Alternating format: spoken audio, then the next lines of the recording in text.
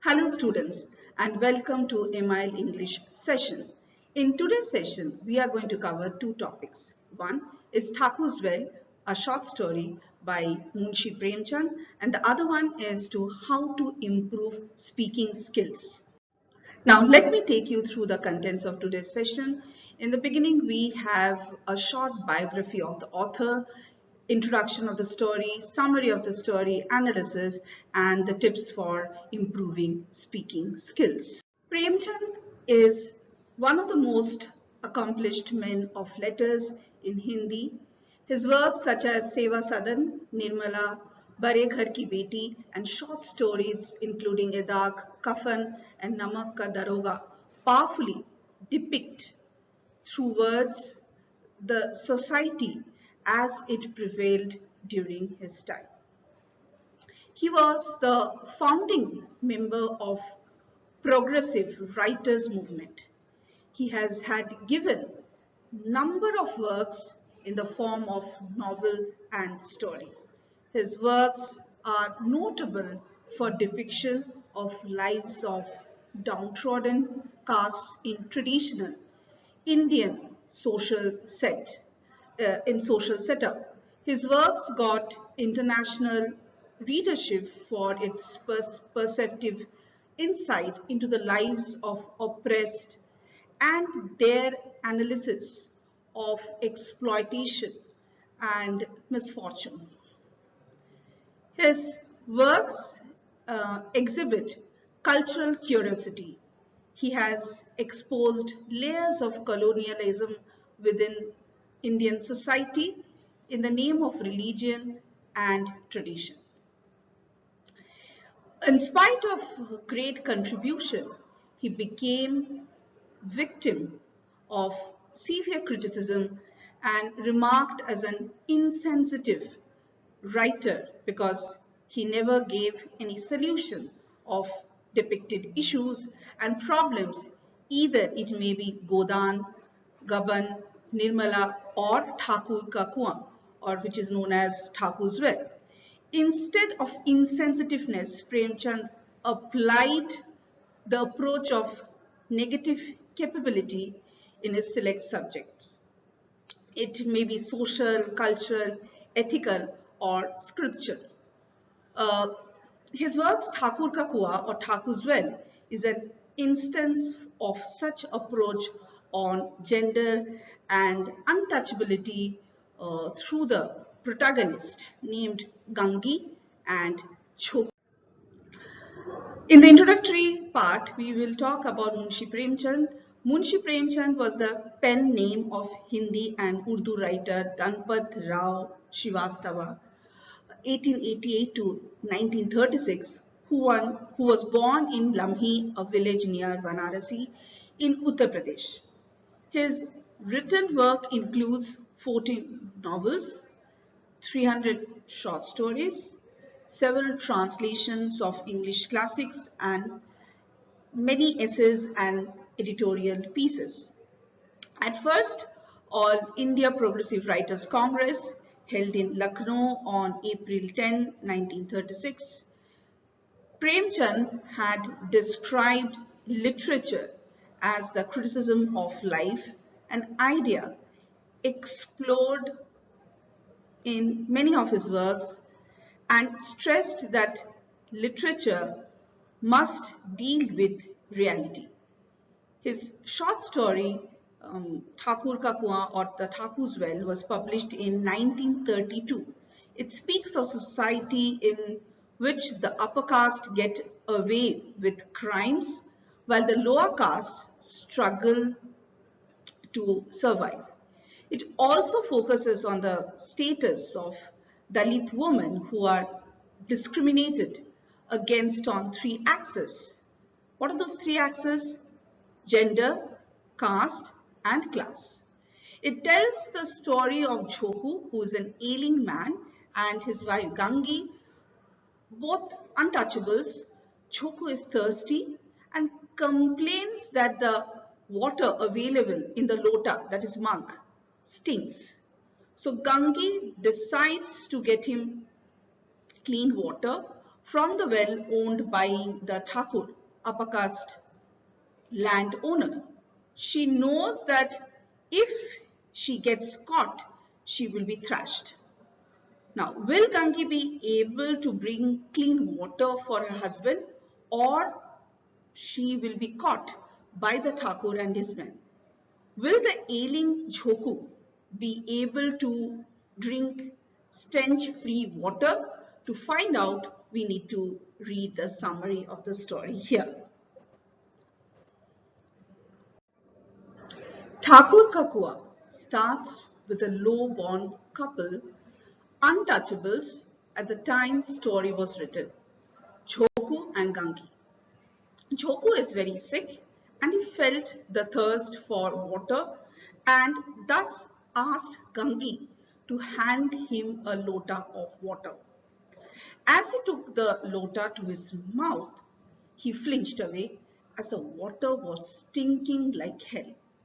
Gangi too confirmed that water was stinking and suggested that some creature must have died in the container. But the real problem was Gangi was no more terrified. Being a lowborn, Gangi was only allowed to draw water from one well which was far from her home, and she was the only one to go and fetch it every evening. The nearest well belonged to Thakur, highborn, who would have never allowed her to draw water from his well. It was a scorching afternoon of summer and Choku's thirst reached such a level that he was even ready to drink that filthy water to quench his thirst. Gangi condemned him of drinking it and asked him to be patient as she went out to arrange fresh water. Choku even warns her regarding the beating and abuse she can receive if she was caught drawing water from Thakur's well. Premchand in this scene has tried to show the misery lowborn had to go through in a pre-independent India and how a natural resource like water was someone's personal property. It was until late night Gangi waited outside the house of Thakur to creep in like a thief to get some water. Gangi, while waiting for the whole Thakur family to sleep, overheard the conversation of the high-born woman. They were complaining about how these Thakurs never come to fetch water and just order the woman to do all the stuff as slaves. Though Gangi didn't realize it, she also was the sole person responsible to bring water to the male of a family. Here Premchand makes the readers realize a deeper fact regarding the oppression of all women and they have to face in one way or the other.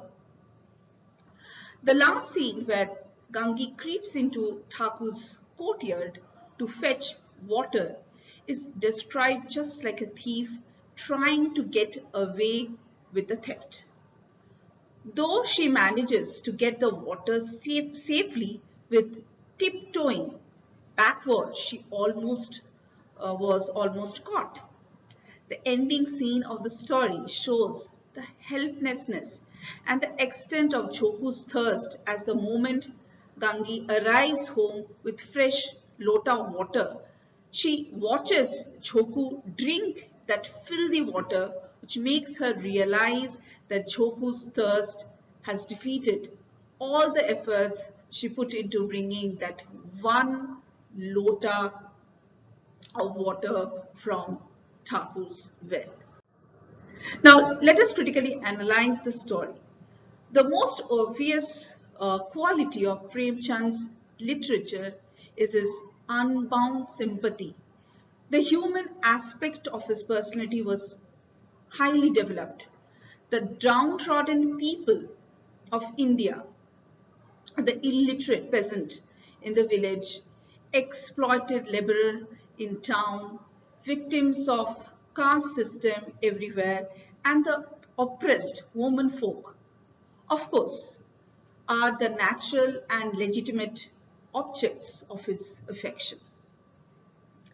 Untouchability is not only a social problem, but it is a disease. As Gandhiji said, untouchability is coda on society. The plot of the story, Thakur's Well, moves with a simple incident where a Dalit caste, severely ill Jhoku, is thirsty and demands water to his wife Gangi. But the well of their caste is polluted and water is not drinkable because of filthy smell, so she is not capable to bring drinkable water.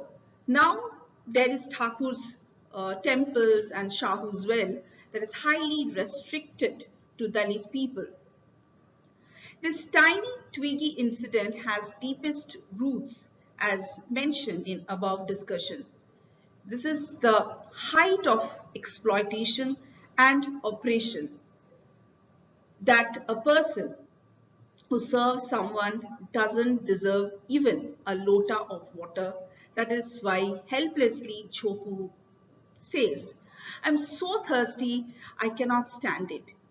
Bring me the water. I will hold my nose and drink a little. Though Gangi knows that neither Sahu or Thakur will allow bringing water from their well, but she consoles him. The Thakur and the shopkeeper both have wells. Won't they let me fill just one lota? And the reply of Choku uncovers dark reality and reveals the subhuman state of untouchables. He says, you will come back with the arms and legs broken. That is all. You would better sit down and keep quiet. The Brahmin will give a curse. The Thakur will beat you with a stick. And the money lending shopkeeper takes 5 for every one he gives. Who cares what people like us go through? Whatever they say about giving some help, we can just die and nobody will even come to this door to have a look. Do you think people like that are going to let you draw water there?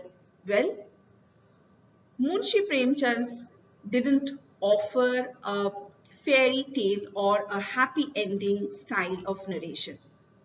He had been a keen observer of happenings around him and portrayed indifferently about mixing his personal views. He just made society conscious of hardcore reality, and his work, Thakur's Well, is one of the apt examples of his impersonality or negative capability. So far with the ending when Gangi returns without water and sees her husband drinking that filthy water, holding his nose with his hand, Premchand justifies T.S. Eliot's statement. The progress of the artist is a continual self-sacrifice, a continual extinction of personality. Now, let us discuss power structure based on Werner in reference to this text. The power structure in contention here shows from the institution of caste system in Indian society. The first 3 Varnas, that is Brahmana, Kshatriya and Vaishya, enjoy the religious, political and money power respectively, and thus from a nexus to exploit those who are powerless. These power dynamics leaves no scope for the lowest strata to lead a respectable life. With a growing consciousness, however, the so-called untouchables, now want equal share in power, and hence the clash as a present power structure would not yield to their demands so easily. Now, if we talk about the legal, religious, and social props in this story, Dr. Bhimrao Ambedkar, in his thought-provoking essay, Untouchability and Caste System, relates the plight of the untouchables with the institution of caste system and talks about three kinds of sanctions that provide life force to any institution. These sanctions are legal, religious, and social. When only one of these can sustain an institution, it is really unfortunate that caste system has got all the three sanctions. Religious, since religion promotes caste divisions, thus making an average Hindu consider his caste sacred. Social, as the society recognizes the caste, and finally up to some extent legal, and as the government has also made provisions for particular caste. Now there are certain questions raised by Premchand through this story. Now Premchand, a keen observer of social life, comes down heavily upon the inhuman tendencies of Indian society and raises certain relevant questions related to the lives of the downtrodden. A deft handler of irony, he is able to distance himself from the actual scene and attains rare artistic detachment. Thakur's well begins with on a dismal note with Jhoku, who is an untouchable and has been ill for some days, complaining of foul smell in the drinking water. Gange, his wife, having ascertained the fact, cannot give him the water to drink, lest his illness should aggravate. Now let us move on to the next subunit, that is 2.3, and we will learn about how to improve speaking skills. When you ask a language student what their goals are, almost everyone says, improve my speaking. When learning a foreign language, you'll find yourself talking with all kinds of native speakers, your teachers, or servers in restaurants, taxi drivers, and your landlord. And so it's a vital that you feel comfortable. Just like improving your writing, listening, or any other skill, there are actually techniques you can use to improve spoken English in a targeted way. Now, I have listed out some of these tips. The first one is to speak, speak, speak. Let us start right off by saying that there isn't a magic pill for better speaking. That would be too easy, right? Because basically the best way to speak better is to, well, speak. Commit to practicing often and with as many different people as possible. Do you already live or study overseas? Take advantages of the thousands of native speakers in your immediate community, such as your friends, their families, your co-workers, shop, supermarket, post office, and other places you visit. Now, if you're learning in your own country, increase your practice time by meeting your classmates after class, finding an language exchange partner, or joining an online community of learners. The next one is reflect on your conversations. After your conversation is over, take a moment to reflect. How did it go? How much do you think you understood? How comfortable did you feel with that subject matter? Did you encounter any unknown words? The mere act of thinking about it in this way will increase your confidence for the next time you speak and give your targeted things to work on. For example, vocabulary you didn't understand. Then we will move to the next step, that is listen and read. You need words in order to talk, right? Class time is great for learning vocabulary, but there are other ways you can increase yours. Uh, Watch movies, listen to music, the radio, and podcasts. Read books, magazines, and blogs. Now, when listening and reading, find new and interesting expressions, slang terms, and synonyms. Write down this new material and look up anything you are not familiar with. All these will provide more meat for you to use for the next time for your practice. Now, next is prepare cheat sheets. Part of nervousness around speaking is a feeling of not knowing what to say. To combat this, prepare a cheat sheet. Are you going to the doctor's before your appointment?